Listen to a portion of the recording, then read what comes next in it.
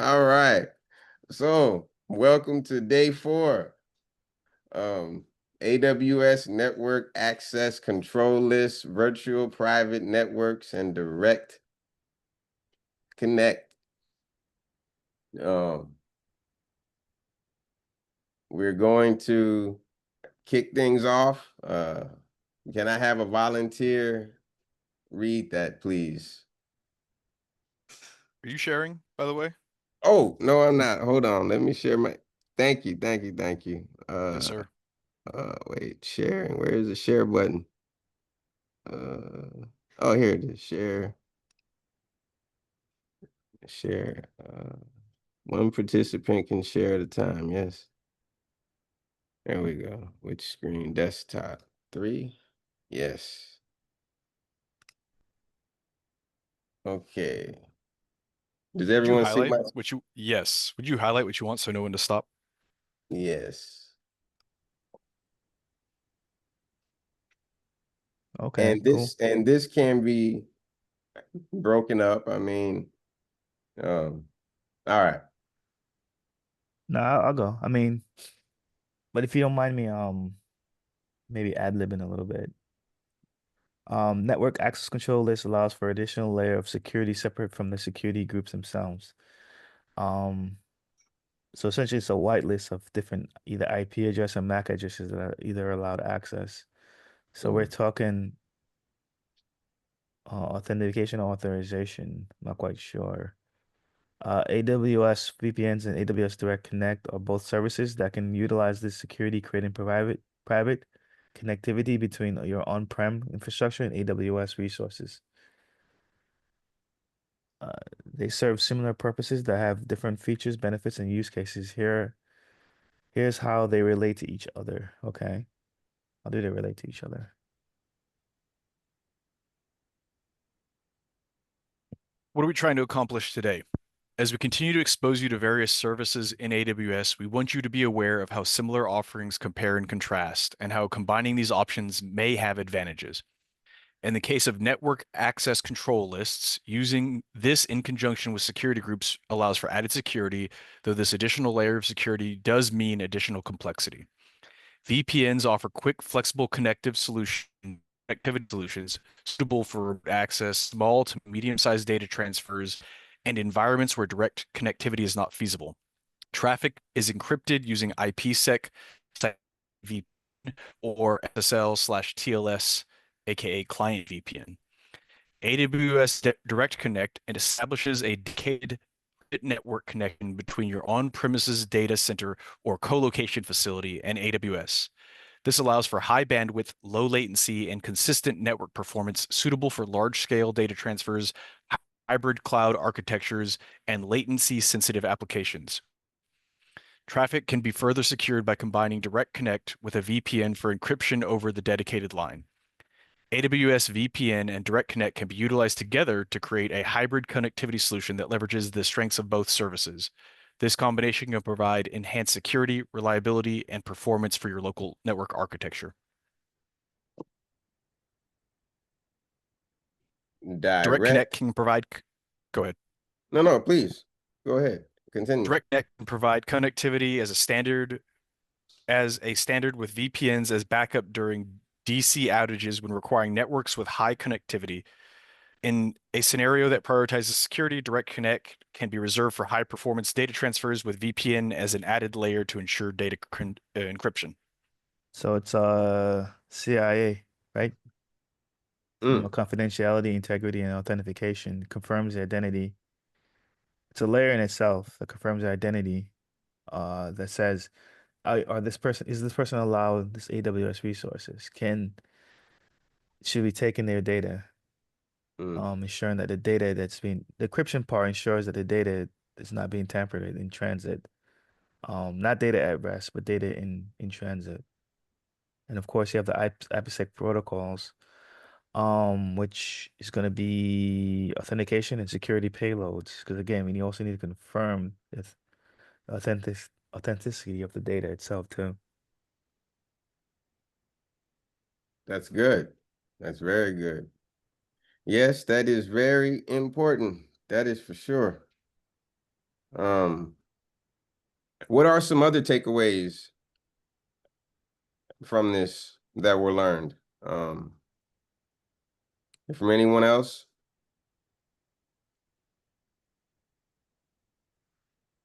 I'm curious about the complexity part though. How is that? Well, I guess it's something you probably have The to Google. complexity of Yeah, when you're reading, it says it's supposed to try to minimize the complexity, right? where are you looking at? Which paragraph? The top first paragraph, I think, when Nick read. Network access control lists allow AWS VPN are both services that can use. Next paragraph, Yeah, last the next. sentence. Next paragraph, last sentence here. No, so in that block, that one, yep, right there, the very Okay. last sentence, it says, though this additional layer of security does mean additional complexity. Yeah. In this case, the network access uses this in conjunction. So let's find out. Yeah, I would add a guess here of just it is one more thing to manage, hence one more layer of complexity. That's a simple. Yeah, I get that. I was just wondering what the details of that might be. Because I'm assuming, like with all of these things, though, it's like you have these individual steps, right? Like you have to do A, B, C, D, E, F, G, and there's all these steps, and yeah, this level of complexity. But for example, what are these steps, and why are they important, you know? And why are we trying to avoid them? And should we avoid them, you know? Using ACLs in AWS. Yeah, yeah. I think general practices we should use them, and um, and it's a layer of security that you want in your production. Yeah, I agree. Especially with the last paragraph, for high bandwidth and low latency. Make sure the network performs too. But also being able to scale though, that's going to require a lot of resources. Well, what's direct control? I'm going to Google that. Yeah, I'm doing some research on that first paragraph to see how we can expand on it. And for those of you that are in the network field, can you guys see this? Yes. Okay. So I asked ChatGPT to expand on this.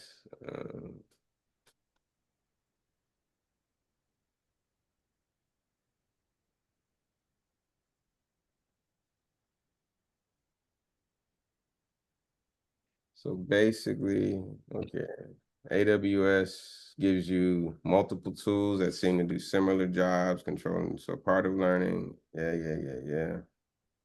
Mm. When you combine, Okay, interesting. what do you see? Like, I'm not networking, and so, but what does this tell you when you're reading this? Like, Well, from what I see, it says it's like the network access control list is like it doesn't even let whoever to get into the gate. But once you get into the gate, the security groups, it's like it's somebody who's monitoring activity mhm, after you get in to make sure that you're it's like I think it's like security in depth, right? Where you have another layer, like once you get into the instance and once you get into like the compound or whatever, mhm. you have another security group that's monitoring, making sure that the requests that you're making to resources, that you have a not authentication but authorization to use those resources. Got it. Yeah, that would make sense. So yeah, it's no different than, I guess, from what that sounds like, making sure that you have access to get through this door within the compound, like you said. Wow, man. I wonder how difficult that would be to manage something like that. Just to be, my goodness. Mm. Well, I think that's why you have to use security groups, though, because you Mm-hmm. can't do that on an individual level. If you try to create rules for each individual user, Mm-hmm. that would make it completely ridiculously complicated. And I know there's a thing called security creep Mm-hmm. where you keep giving like little by little, you give access to individual rights, right? And then after a while, that person ends up like becoming this super user, has all this access instead of just simply maintaining their access based on their well security group they belong to. I know there's Yeah. also a thing too where it's best practices where you should only allow for temporary access. And I know AWS allows you to do that too. One of where configuring is that they ask you how long you want to grant that person access, an individual user. Awesome. Yeah, that's good. So this really sounds like your niche. You and Troy and Nick. Is Nah, any oh nah. The technical term for what I am is just nerd. I just nerd. read it. I just read up on this stuff, so I have Okay. a broad understanding of this stuff. Okay.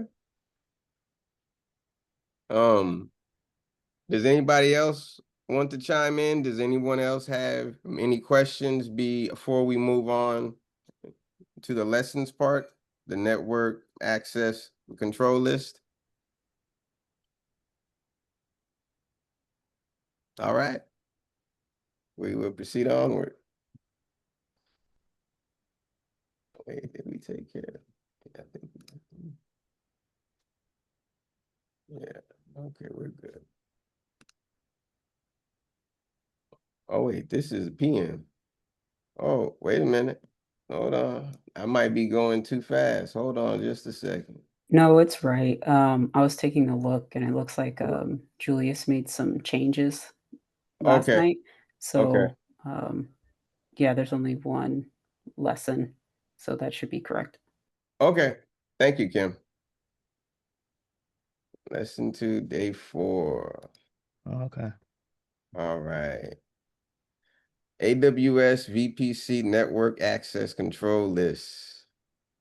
In AWS network access control list is a security layer that acts as a virtual firewall for your VPC subnets.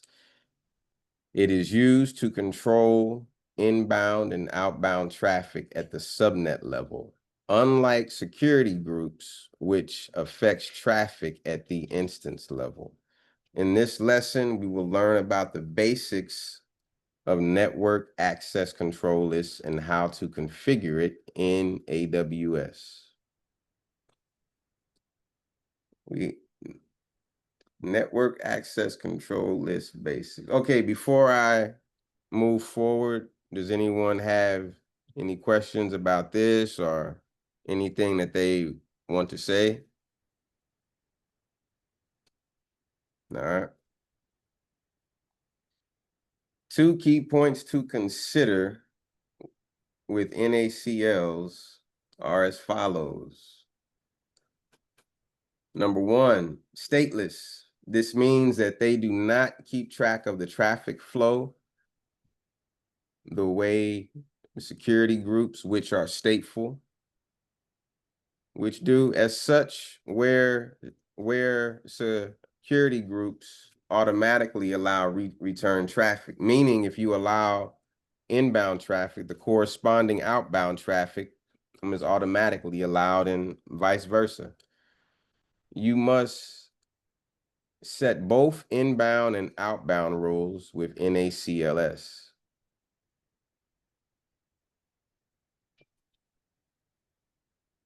NACL rules are applied at the subnet level. This means that these rules are applied to all traffic entering and leaving the subnets they are assigned to, whereas security group rules are applied at an instance level, such as within EC2. I'm gonna copy this real quick. I want to do something. Let me copy that. Where is my take this over here. Bring this back over here.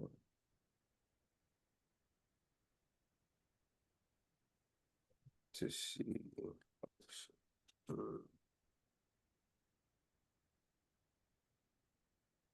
Did that make sense to everyone?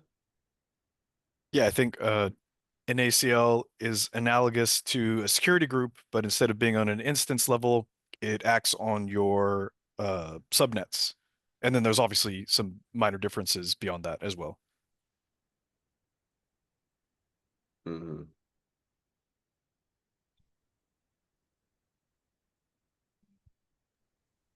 But hold on a second, guys. Where is my thing? Where is it? I think that's Zoom. How do I get this? Yes. Hmm. Sandwich and then the rest on the bottom if you want to eat more. Okay. Thank you. Thank you. You good? Yeah, I'm good. Thank you. Thank you. Okay. That's my breakfast, everybody. All right. All right. So See, here I am being a chump making my own breakfast. all right. So that made sense to everybody. Yeah, it makes perfect sense. I was Yeah. curious about what kind of use cases, what you might consider outbound traffic that you want to restrict. But I just Google it, so it's interesting. What did it say? Like for the corporate network, Mm, sometimes you can send information, like malicious information that somebody can use to gain further access.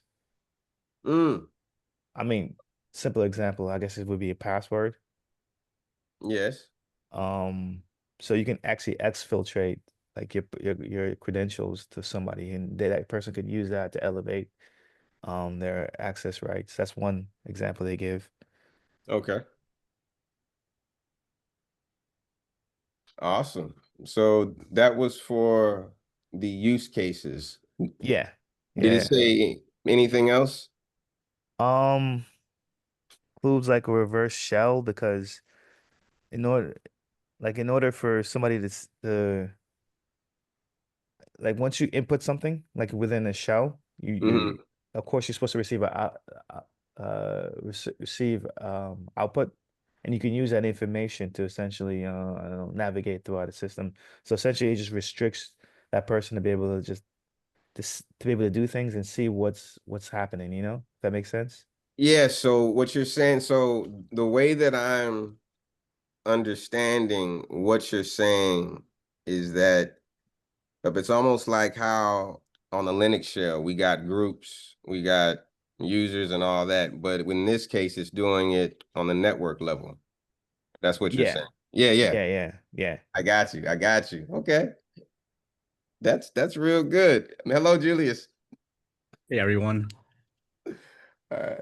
I will stop sharing, sir. Let you have it. Yeah, so actually can you catch me up? Where's everybody at? Like how much of the lesson have you guys gone over?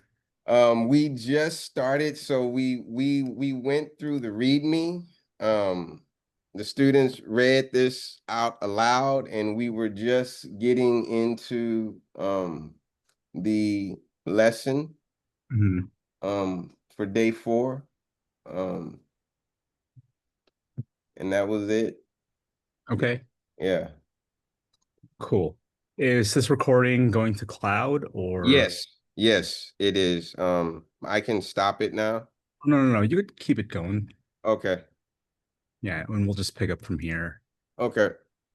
All right. So sorry everybody. I apparently can't set alarm clocks. Let me switch over. Oh, I also want to ask actually, earlier this week, did Jonathan cover C4? You mean as far as diagramming? Yeah. Yeah, Yes. he did. Okay, cool. And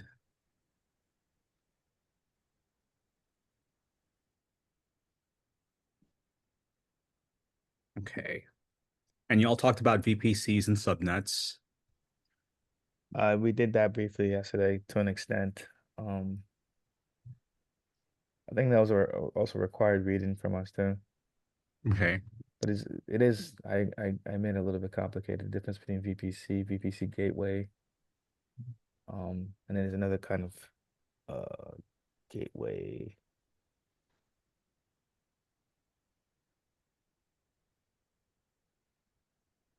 It's what was it? It's yeah, the internet gateway, of course, the private gateway, and then of course, network translation gateway, transient gateway, which I understand is what my understanding of it is like several layers of, Hmm. of security and depth or access, one to the internet, one to the instance itself, and then of course translating traffic back and forth between a private subnet, and then also while moving from one network to a network, that's where the transient gateway would come into play. Okay. Cool. Are you comfortable with subnets? Uh, enough of us to continue, I think. I don't know how everybody else feels. I think I need to do some personal study in my time, so but I Okay. think I understand enough to proceed forward with the lesson. Okay, good. So a lot of today's topics will expand on that because what we're covering today, as I'm sure you guys have already found out, is NACLs, right? So that's network access control lists. And the reason it's important to at least understand what subnets are at some base level is because the difference, understanding the difference between NACLs and security groups requires an understanding that NACLs operate at a subnet level, whereas security groups operate at an instance level. And there is a very cluttered diagram here showing all of that. I don't know how much of this you guys talked about, so All of it, all of except it, for the network ACLs, which we're talking about today, right? right? Okay, cool. So are you guys comfortable with the subnet and let's see how IP addresses and CIDR ranges are defined? To an extent, I guess. Okay. Okay. I think this stuff is a little bit more complicated than normal. Ask some basic questions, and we'll see what we can do. Okay. I can't do the math in my head, that's for sure. I got to look all of that stuff up. Yeah. All right. Well, somebody tell me what CIDR ranges are. Uh, classless the ranges. You said CIDR ranges? Yeah. Yeah, I So, mean pro- because I think it's divided into separate classes from A, B, C, and D, right? And we're talking about um not the network access control. We're all scrambling for our cheat sheets. The other class. I'll throw a Um, guess out there. CIDR ranges subdivide the net, your IP space, into different groups. domains. yeah, Yeah. like so there's a limited number of IP addresses, and what you're doing is you're effectively partitioning off a section of them for the purposes of making it easier to manage and deal with. Mhm. Is that right? Yeah. Okay. Okay. Let's talk a bit about the notation though. So I heard A, B, C, and D. So I'm thinking you're talking about the four different parts, the four different octets of the IP address, right? Correct. And right, Nick, you mentioned that you can't do the math off the top of your head. So I'm thinking then that Chad has gone over how essentially each octet represents 256 bits. And the first three parts of that octet, these guys here, whoops, are reserved for the network. And the last part is reserved for the host. And that's how you get this notation, right? The CIDR range itself, as it gets bigger, you have less IP addresses available. And I just want all of you to have that, I guess, key understanding that you don't get more addresses as you raise that number, you get less.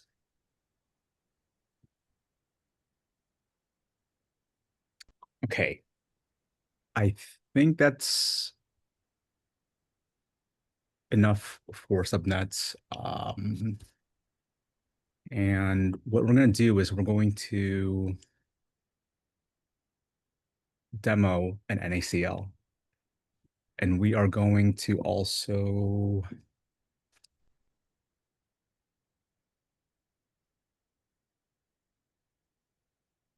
start by making sure today's NACL is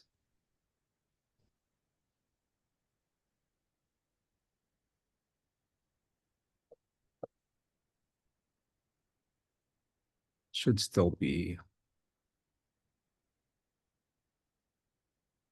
Yep, that's today's. I'm actually gonna make a new EC2. And we are gonna start fresh. So let's see, NACL via console, create an SSH. Okay. So right, we want to demonstrate the difference between a security group and an NACL. And we want to talk about how they exist at two different levels, right? So actually, before we do this, I think let's kind of break down this diagram here because it's a little complicated.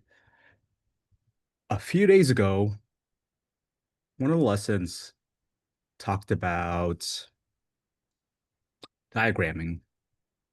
And so you guys should already have a bit of experience with that.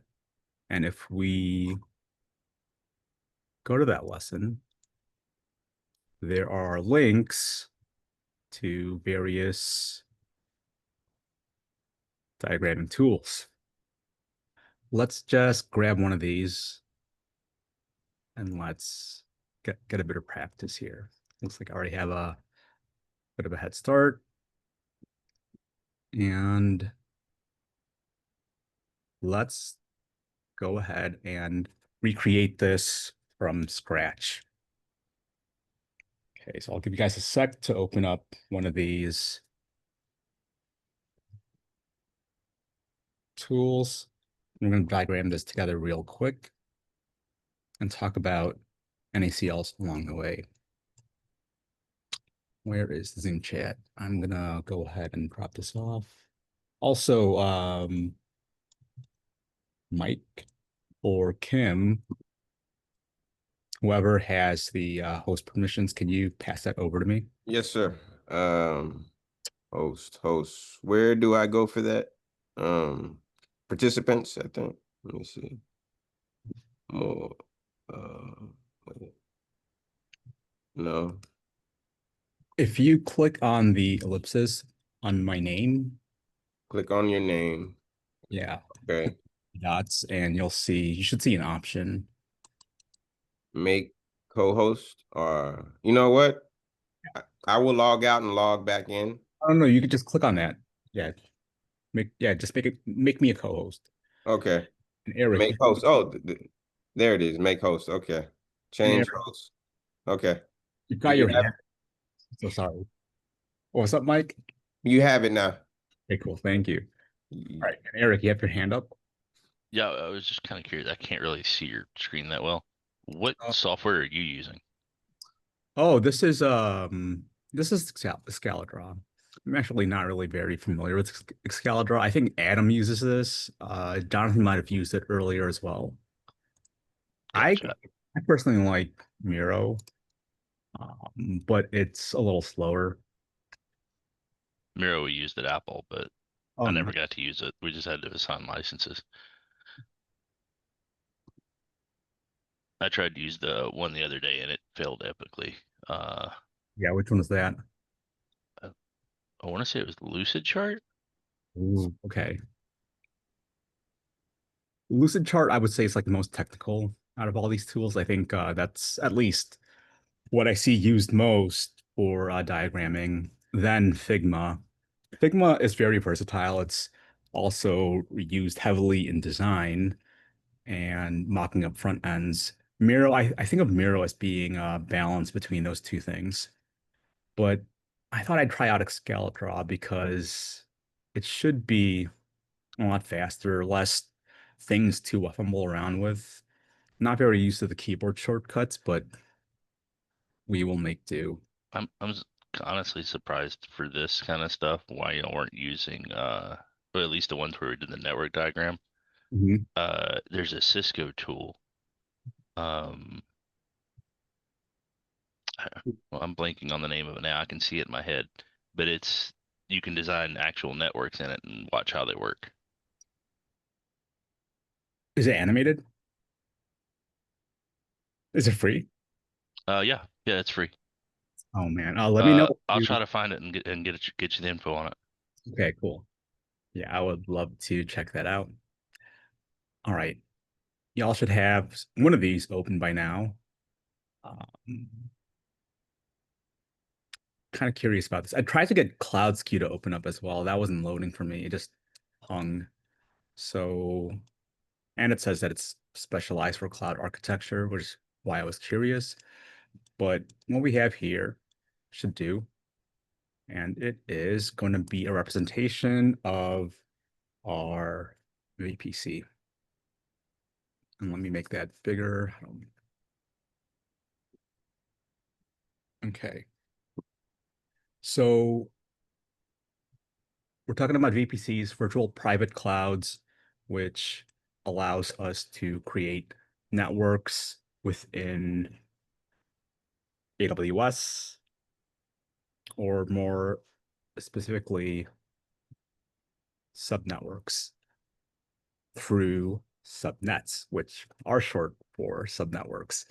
And what that really means is we're able to make clusters or groupings of IP addresses. Is there? Okay, yes, there's a little doodle here.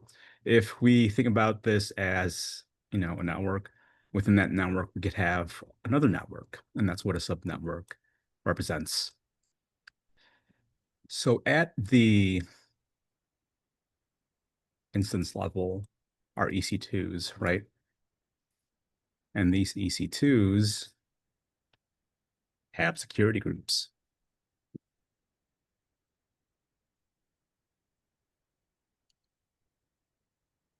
And normally, in order to connect to these EC2s, let's say we have our user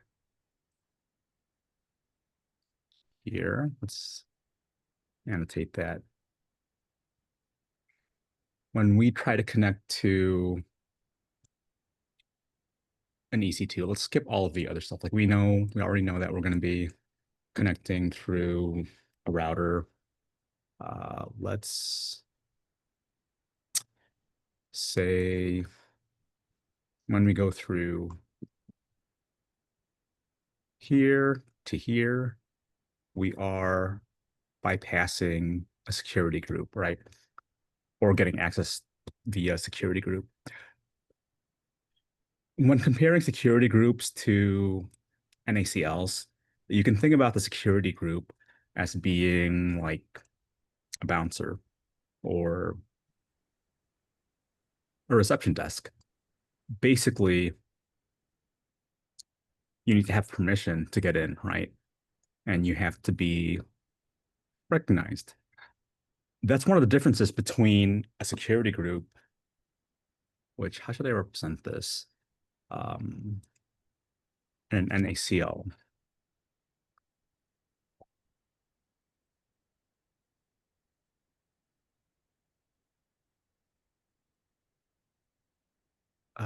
Let's see. Sorry, I don't know like what tool to use. I guess we could represent that through a layer, right? Let's do a layer. So let's do a layer here. Let's send this backwards. This. All right, so blue is now going to represent our security layer. So our security group requires us to have the right permissions to get to the EC2. Now, we could customize security groups at an instance level, right? For each individual EC2, we have a different security group rule or not. We could use the same ones. But for another layer of security, we also have network access control lists.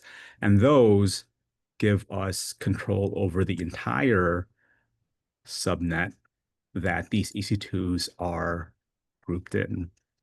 So let's set this back. Let's change this color to, no, I don't like that. Let's do this, or actually let's do this, like a deeper blue, because we're already using blue for security. So at your subnet level, let's have definitions here. And at your subnet level, you have where you could set your network access control list settings, an extra layer of security. And why would we want security at both the security group level and the instance level, sorry, and the subnet level? Well, one, having this additional security just makes security overall more layered, right? You have different layers to handle different use cases. Too much security. I don't know. Can you ever have too much security? Well, maybe you can, right? Because, yeah, you can. Because if we were to think about one of the differences between a security group and a subnet is that security groups are a little more lax, right? And that's because they really only require a security check one way and not both ways. That is, they are stateful. They remember the user, whereas subnets are stateless. They do not. In a way, you could think about subnets then as being something like, Could you say that again? The use which remembers the user and which doesn't? sure, yes. The security group is stateful, whereas NACLs are stateless, right? And what that really means is we are able to remember the state of the, I suppose, the security check with security groups. Once you sign in, once you connect through a security group, once you make that inbound request, you can make an outbound request without having permissions checked again. Whereas with NACLs, you have to set permissions both ways. We'll see that when we go over to the VPCs and we configure them. All right, Eric says if it severely impacts your production or is redundant, it might be too much. Yes. Security is a peace of mind. If someone wants to get in, it's really just a time thing. I'm not sure what you mean by the time part, Eric. Meaning, I mean, you can have all the security in the world, but if somebody has the time and the means and really wants to get in, they're going to get around the security at some point. True. Yeah, my bigger question regarding that was Julius said something that caught my attention. He said lack security. And so I'm like, what is lack security? Is that a thing? I mean, we're either secure or we're not, right? But why would we ever want to relax security? And I think that goes into one of the fundamental like issues of security is that if you were at the highest level of security all the time, it's too tiring. There's a Right. human factor along with it. My bad. Okay, that's it. That's all. Yeah, exactly.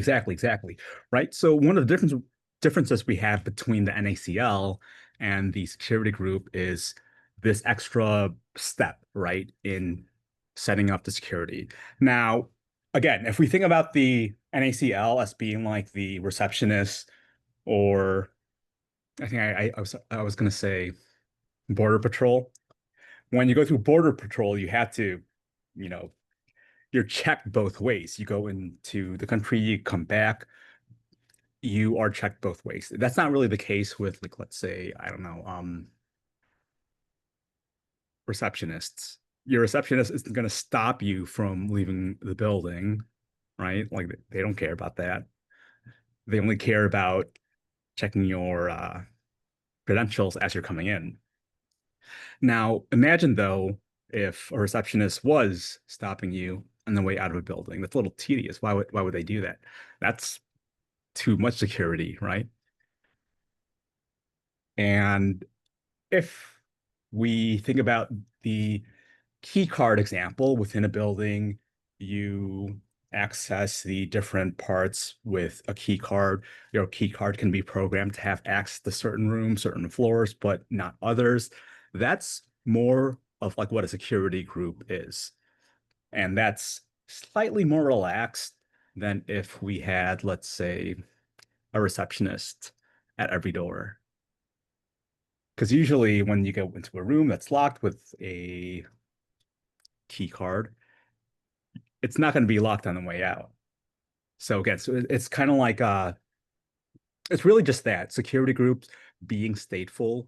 When you make a connection through a security group, you're all automatically allowed to make a connection outwards. But with subnets, you aren't. You're checked both ways. Or sorry, with NACLs within subnets, you're checked both ways. I really need to change this. Subnets with NACL.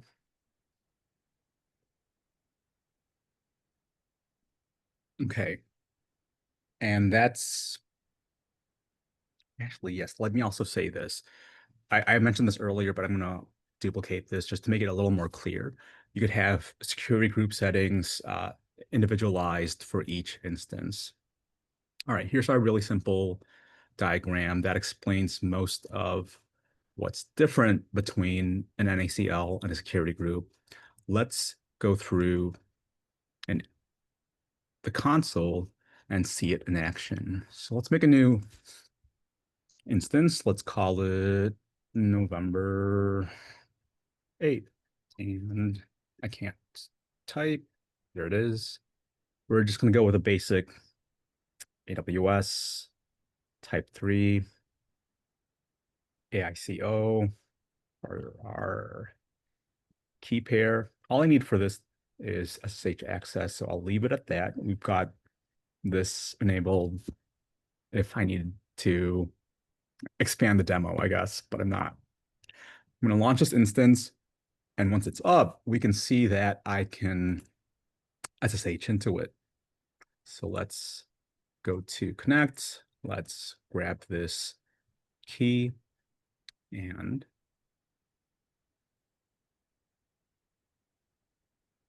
if I paste this in, and I have to update my identity, of course, to add my path. So home directory .sh ICO. I am connected. Cool. So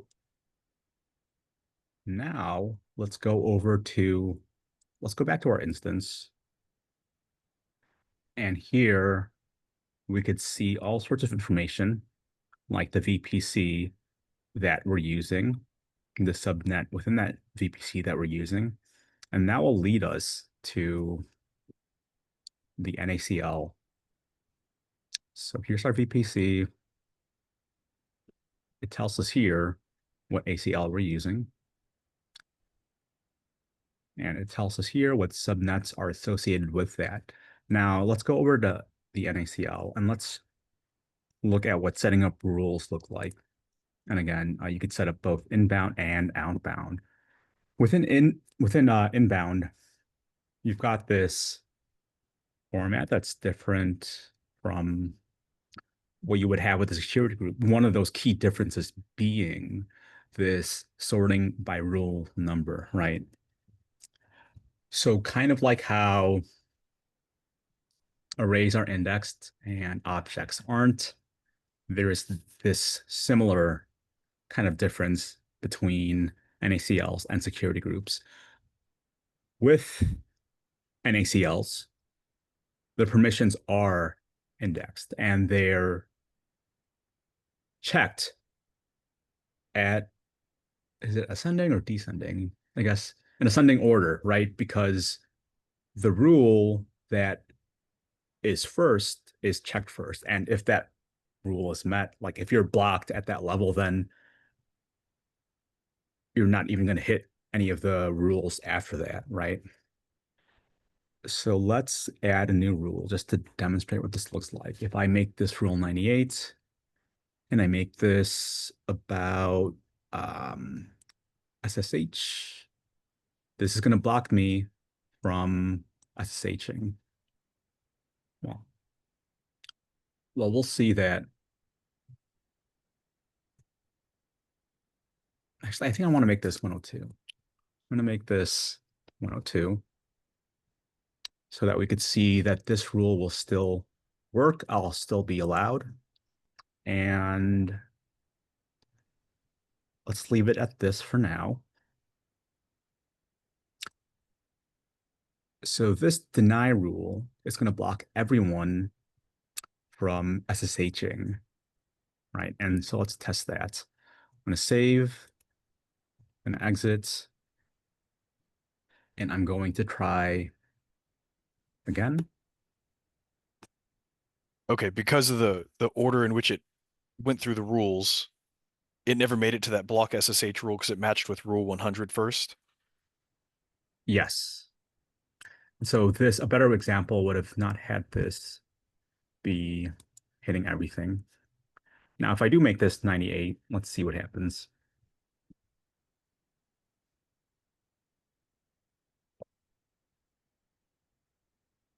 This freeze.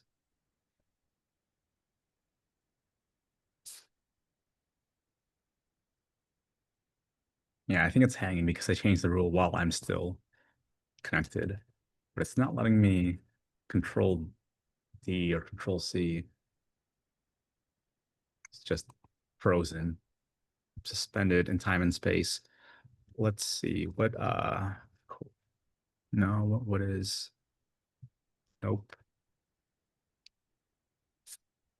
Where is the, I lost my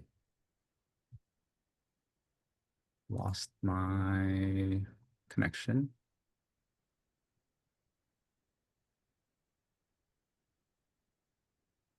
November 8th, you see, I'm sorry, that's not what I want. I want to connect.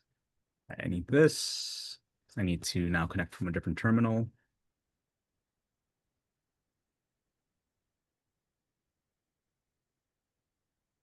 Cool. So I try to connect and it hangs, right? So let's go back and let's change that rule. I'm trying to think of a way to.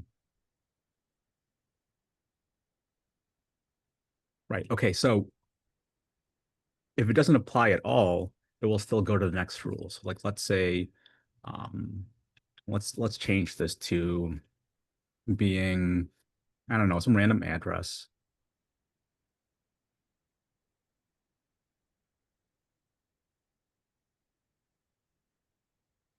And now let's see what happens. I'm going to save. I'm going to try to connect.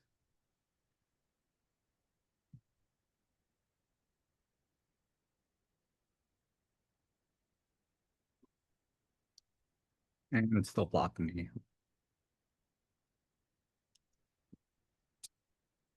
Okay, wait, what happened? It didn't save. Let's see, maybe because let's give it a better IP address. Let's give it, how do I check my?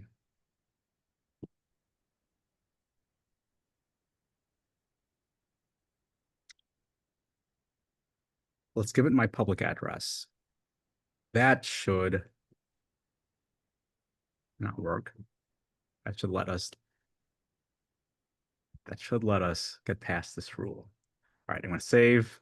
5/32. Sure.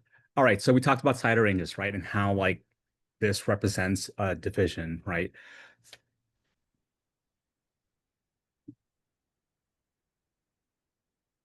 Because it's like a division, it's a division of bits. And let's actually let me back up. Let's talk about IP ranges again, right? So we have here 4 octets. Each of these is an octet, and the number within this octet represents how many bits are. Well, that's what an octet is, right? It's 8 bits. So each number represents 8 bits in binary through a more easy to read number. And so when you let's pull up a calculator.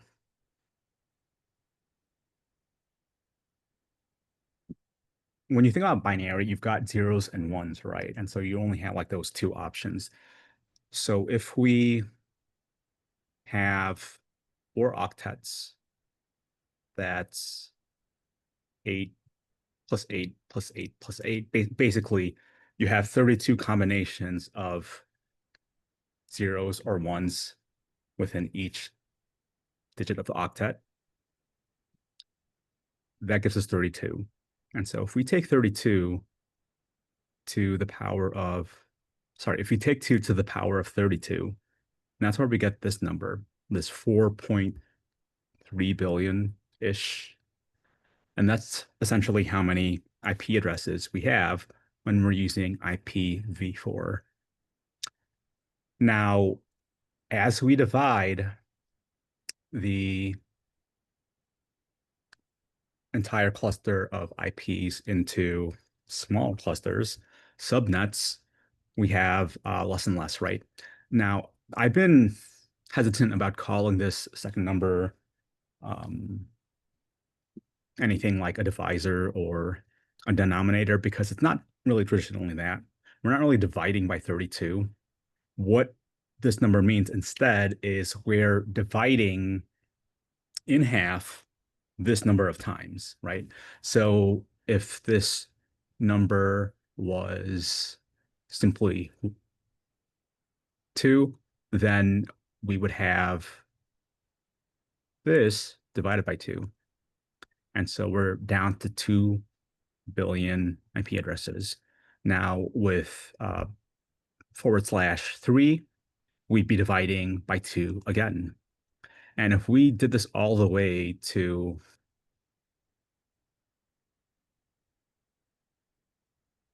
/32, I already lost count.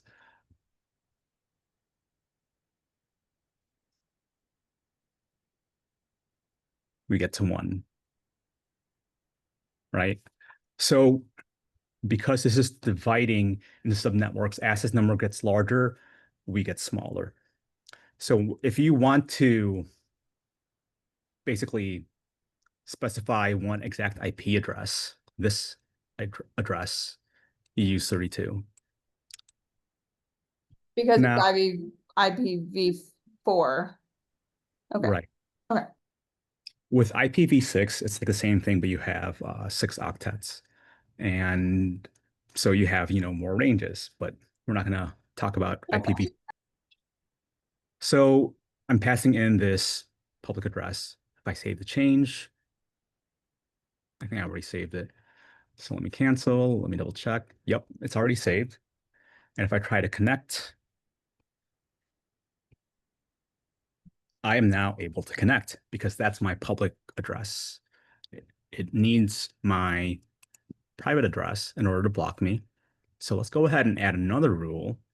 All right, so this rule didn't even apply, right?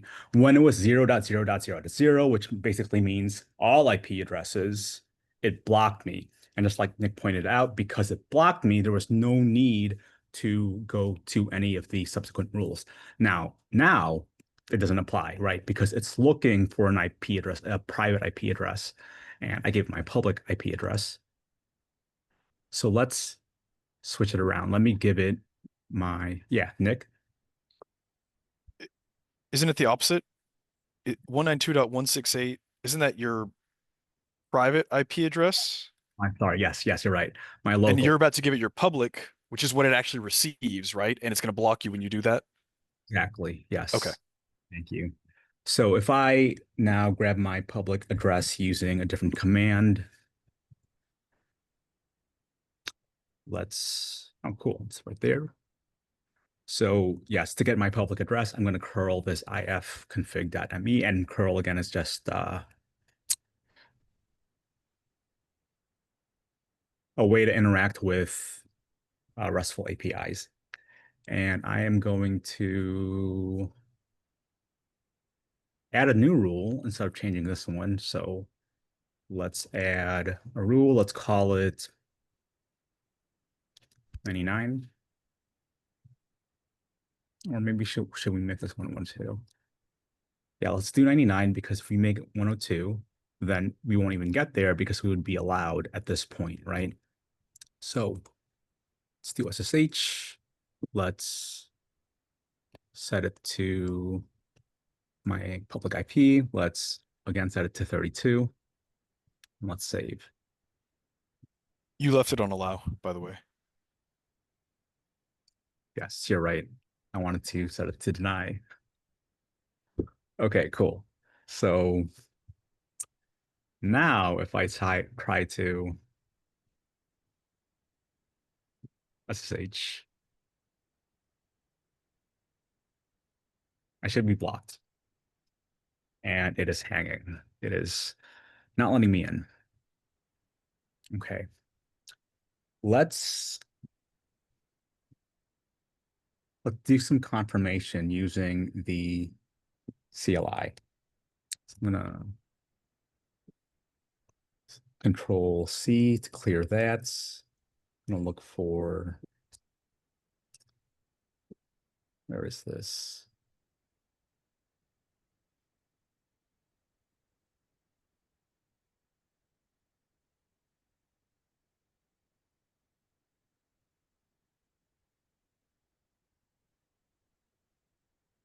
All right, I'm looking for a screen or window and I can't find it.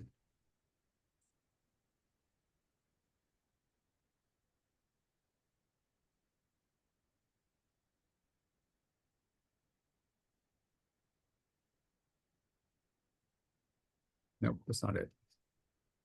Let's see. Is that it? NJS. I've got too many browser windows. I had my commands stored somewhere, but now I can't find them. So let's see.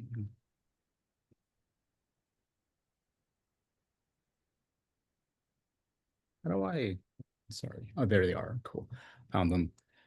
All right, so we want to confirm this using our CLI, right? So let's go ahead and try a few things out. First, we grabbed our public IP. I can set this to a variable. So let me, sorry, not EC2IP, my IP. Let's set that to my IP. And let's grab our EC2 IP address here. EC2 IP equals this. And let's go back to correcting this because apparently I forgot my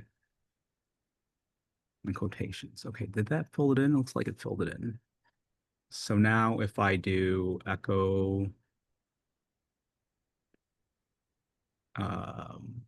my IP, it should show my IP address. This is actually very small. Let me make this a little larger. Okay. All right, so we've got some variables here. Now we can, already got this ACL. So we don't need that. We don't need this.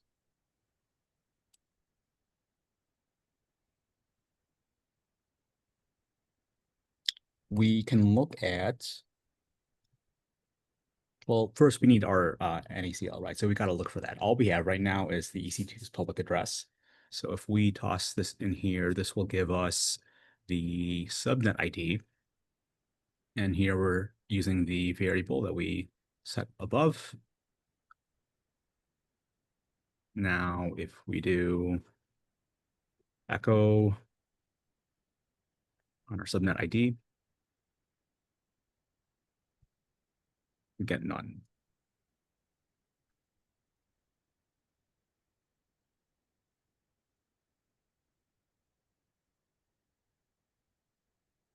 Yeah, let me see this.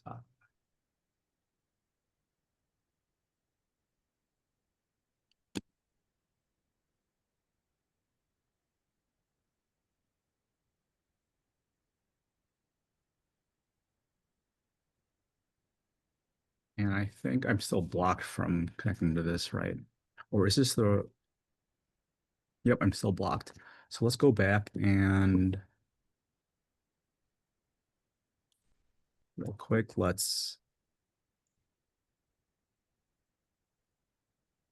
come on, it's weird that that's not letting me do this actually.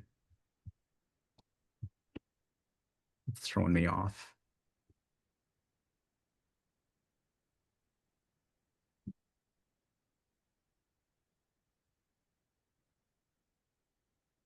I wouldn't expect that.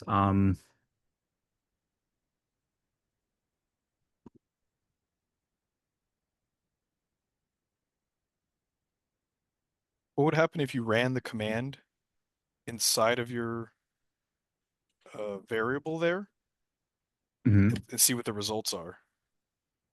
So instead of subnet ID equals $ parentheses, just run AWS EC2 describe instance. Yeah. Okay. Maybe, I don't know. Yeah, let's see that. And then got to get rid. Okay, none. Saying none. That's interesting. Let me make sure. So we blocked SSH access. I don't know. I don't see why. Let's see how this would impact us running an AWS command. Okay, still none. All right. So what is causing this to show up as none? Let's double check our IP address. I did make a different EC2. I wonder if autocomplete is pointing to the wrong EC2.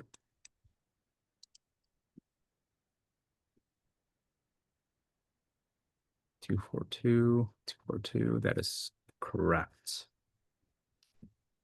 Wow.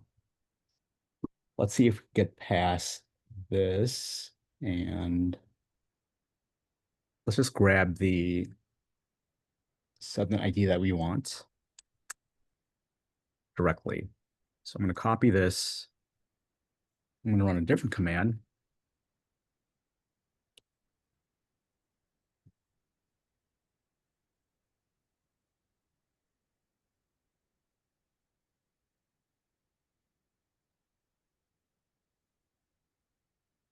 I don't think I need this. So I don't know. Let's try that. I don't think I need it, but I go NACL. Okay, cool. So I did need it, and this gives us the ACL that we want. Now we could use this to check our existing rules.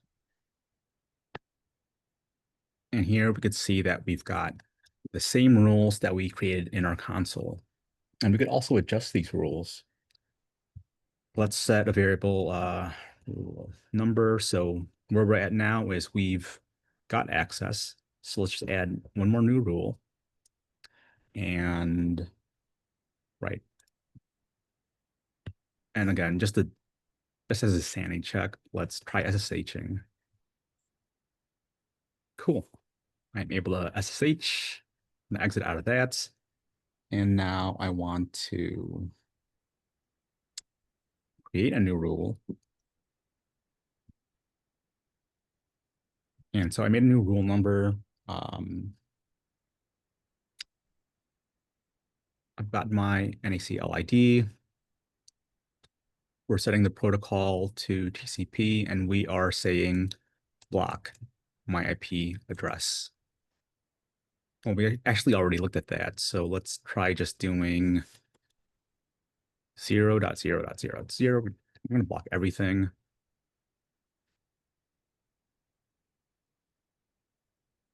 And now let's confirm with our other command. So now we've got a new deny rule. And if I try to SSH, it should block me. Cool. So it's blocking me. Now, if I wanted to clear this, I could just run something like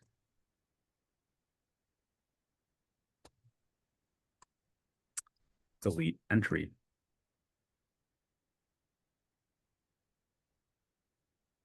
Let me command. Oops. Right, it's going to hang and not going to let me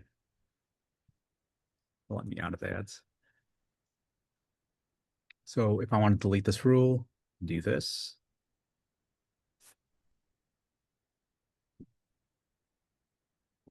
Oh, right, new terminal. So let's see.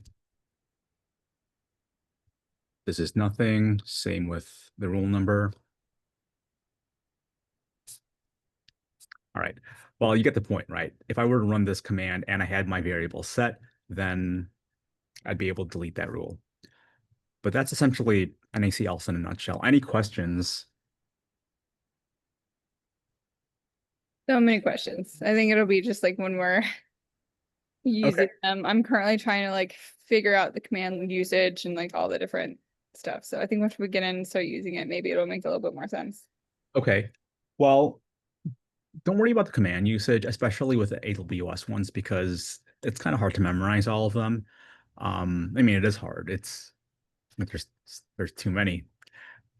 I usually will just look up a rule or ask ChatGPT or Claude specifically for what I want. And that should be enough for our use cases at the very least. Now, I am curious though, Kathleen, did at least the diagram, did that part make sense? Yeah, I mean, it made sense. It's then just setting them up. And I think the only thing I didn't have, and I think it was touched on in the conversation of, so you said like for security groups, they once a user is approved through that, like inbound and outbound requests at that point don't need further verification, but for NACLs, it's like every time it's verified. I think if there's maybe a use case for like why, like is it if like first why would the security group not be enough? Like does somebody magically change or like change their if they're verified via the security group? I'm trying to articulate my question. Like what would be an instance where like they would then it would not be good for them to get in a second time or something, or like for the request to be approved? Like why do you need that second level of security if you already have them defined within your security group? That implies they have some level of trust, right? So then why do you need that second layer of security, I guess? It's just additional security. So like, let's say one way, right? Like you're making a request. And so it's checked, your permissions are checked both at the NACL level and the security group level. Now, with a security group, you're going to get that response back. Like it's stateful. So it remembers that you're approved.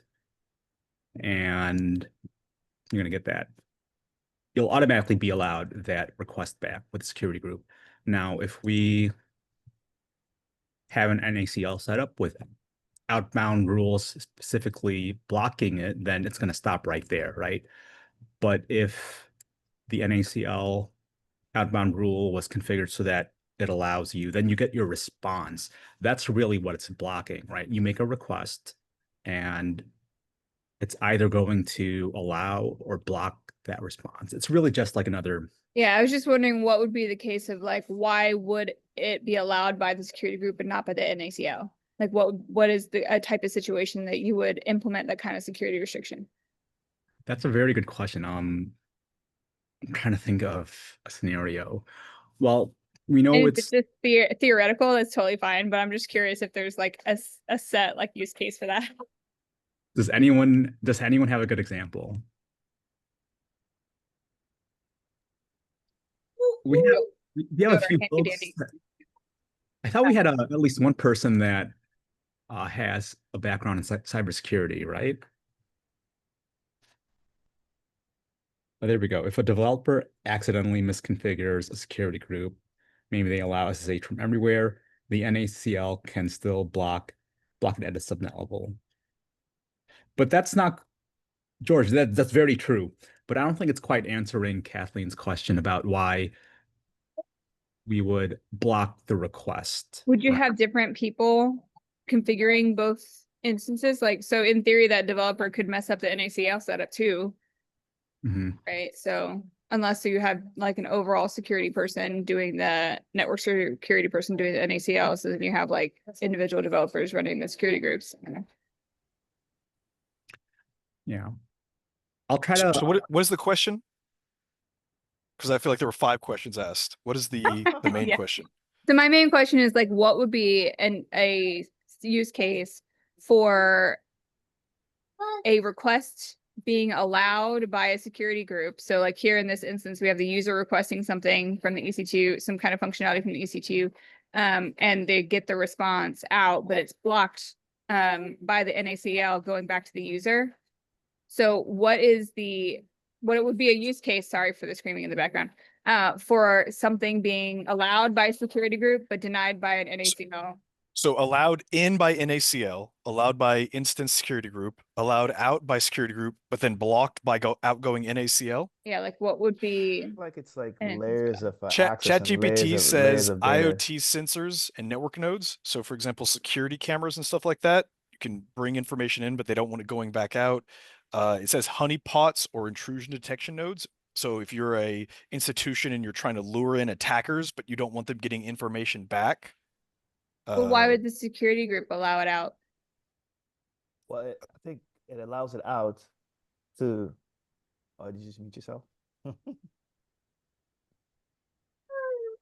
I guess allows like, inbound traffic for fake service calls, but deny outbound all.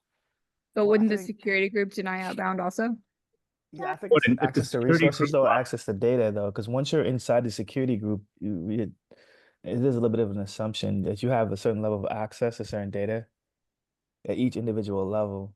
Like I know access rights within the VPC, just within the subnet. I mean, you have data, of course, within each layer, right? But you only allow access to you restrict access to certain types of data. I'm assuming, like for example, if I have financial data, right, or financial access data, I'd want to restrict it between different departments, or I'd want to restrict it from proprietary data from any kind of outside actor. Because what I'm assuming is that an outside resources or outside actor is trying to gain access into your network, right? And then once they're inside your network, they have access to your network data and network rights. But then if you dig deeper down within your instance, it's the same kind of data, I think, but different levels of access. Like on the network level, though, you have access to everybody's EC2 data, right? Let's just say as an admin. But then if you dig down to it, you also gain access to the data from the EC2 too, which again I guess the same data. It's the VPC data, it's the subnet IP address. So I think the thing is security and depth. You just want to prevent um number one from somebody be able just to give you to gain access to your EC2 data, like your VPC subnet ID, your VPC authorization, but also on a higher level within the network itself, you also want to restrict access to the same type of data, you know? So you don't want somebody to be able to elevate access. You don't want people to be able to access those different types of data. Does that make sense? Because I'm trying to conceptually understand it. myself, but I'm also trying to understand your question. I think that's probably good enough for now. Yeah, I mean, I think so, because I think, like I said, it's the same kind of data. It's just different levels of access to that data, you know? Like within the EC2, you have the VPC ID, right? Within, you have the subnet ID, you have the authentication for the EC2. But within the larger network itself, right, you have the same kind of data. And I don't think you necessarily want any sort of actor or anyone like, I don't think you want anyone who has access to the security group to be able to have access to the data on the entire network. But I guess my point was that there are two different security groups. So if the user is getting access to EC2-1 and that's appropriate as per the security group that they are allowed, why are we not allowing them to get that information from the EC2 that they are a part of that security group? Why is the NACL denying them information that the security group says that they should be able to have access to? Yes. Okay. Let's actually simplify this by assuming that we want this information to stay within the network, right? So security cameras, I think, was one of the examples Nick brought up. Maybe you still need to transfer this information from like one EC2 to another. But you don't want users to have access to seeing it or whatever. So like it would be a partition of data from EC2 that you don't want people. So like specified information within the EC2 so that the user is authorized to touch that EC2 and to manipulate it or whatever. But like, so there's certain, maybe one S3 bucket or something that they're not allowed access to or something. So then the NACL will be like, you're not allowed to this kind of information. So that's denied or something, maybe. Very close, very close. So in this example, right, we're able to make a request to EC2-1 such that it communicates to EC2 number 2, but that information is going to be invisible to the user. They don't get that information back because it's private. It's intended to be very private. That's just the use case. They want to be a lot more secure. So we can have outbound requests from this EC2 succeed within the network, within the NACL, but be blocked when being sent out.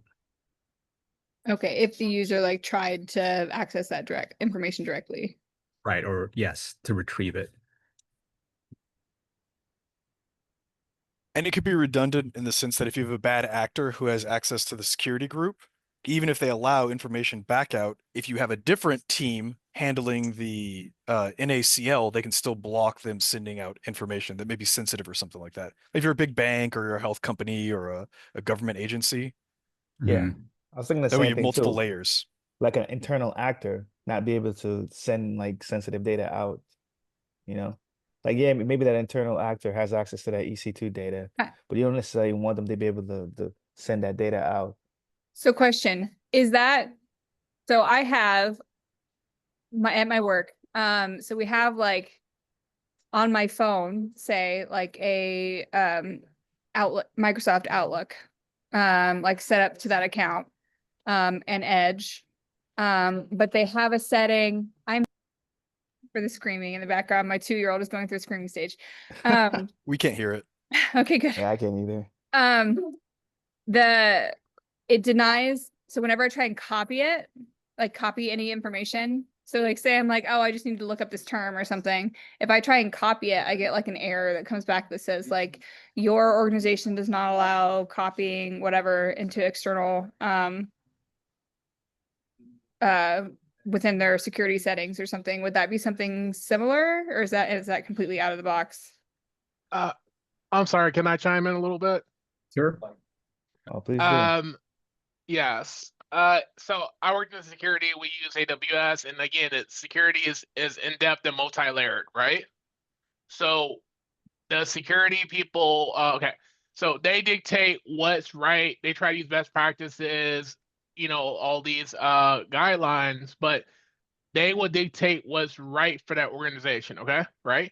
So AWS is a lot of reasons on a much in-depth security level, which I know they have the AWS security practitioner solution. The AWS solution architect focuses on security. They can get really in depth. Like I took a class from SANS, right?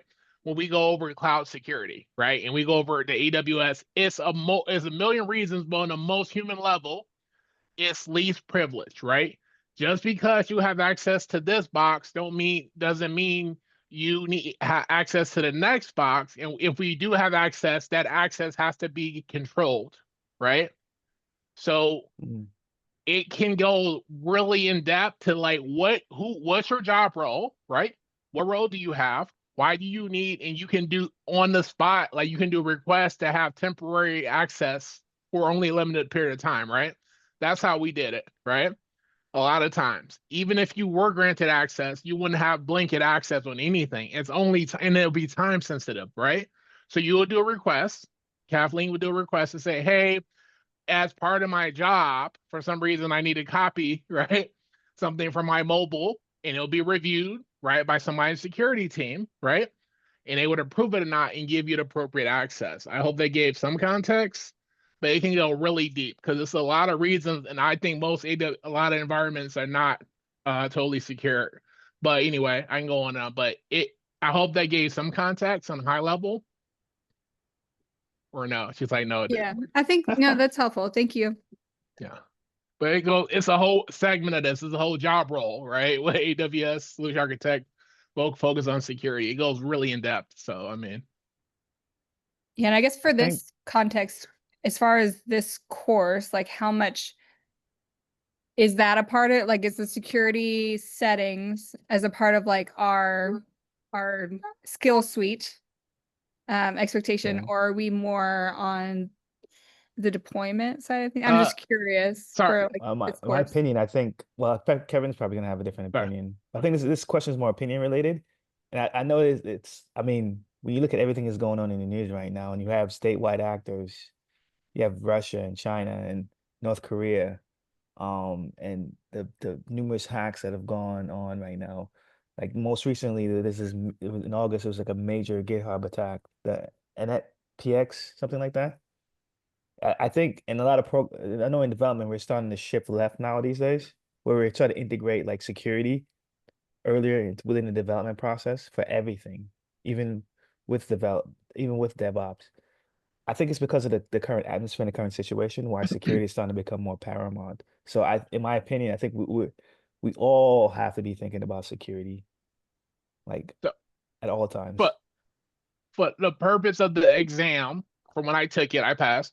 And I worked in there. So do you know if it's was stateful, right? Do you have a general idea, like he's going over, right? Do you know what a security group is, right? Do you know what layer that's on? And that's pretty much kind of what Julia's going over. They won't ask you to create for a cloud practitioner. They're not going to say, Kathleen, right? No, I just You want to need know, to- like, what should we? Yes, I understand the level of abstraction for the cloud practitioner exam. I took it and I failed it, but I am aware of like the question level. I'm just like in general for this course, what are kind of like, is this kind of the way that we're going into setting up the security groups and setting up all the networks, or is that kind of informational for us to be able to develop our apps and platforms and models with that context in mind? I'm just general question. Yeah, it's definitely going to be more than just informational. You're going to want to remember just these basic differences between the security groups and NACLs, because that's all you'll need to configure them correctly. Throughout your assessments and your capstone project, and even today's challenge, you'll be tested essentially by setting rules at different levels to accomplish different things, right? Today's challenge, for example, is Bastion host, where you create a Bastion host. And if you're not familiar with that term, basically it's like a... Hey, Julius, can I interrupt you for a second? Sure. Hey, man, I hate interrupting and jumping in when I'm not paying attention to the whole class, but I heard something that piqued my interest, okay? Sure. Because I was kind of on a break, right? I said in the chat I was going to go use the restroom and take a break. Are you discussing an assignment? Yeah. Okay, are you discussing an assignment during break? So, technically, yes. Okay, my bad. I'm just checking. Thank you. Sure. Well, it was really just in relation to Kathleen's question, right? Absolutely, I understand. I mean, I understand exactly what's going on. I get everything that's going on right now, even though it feels like there's 10 things spinning. Yeah, that's all I want to say. I wanted to make sure that I understood the situation correctly, and I wasn't taking it incorrectly. Right on. Cool. Yes. So Bastion host is really just a jump host. It blocks access from maybe generally most things, but it will allow access from a very particular thing. Sorry, I didn't say that right. A Bastion host allows you to jump to a resource that allows access from a very specific thing. So it's kind of like a funnel. Today's example will have you setting up security groups such that you can access an EC2, one EC2, but you'll be blocked from another EC2. So in order to access that EC2 that you're blocked from, you need to go to the Bastion host first, and then SSH to that EC2 from the first EC2. And that is one of today's challenges. Okay, that should be about it. I'm going to cut the recording and I'm going to open up breakout rooms. If you haven't yet, go ahead and take a break. Yeah, I'll comment. The rubrics for the assessments and the final project, they always have like stretch goals, which always include the security. Some of them absolutely include security settings and getting that right. At least from what I recall. The rubrics always grade there. Yeah, rubrics will be very clear about like what's expected and what's more of a challenge, more of a stretch goal.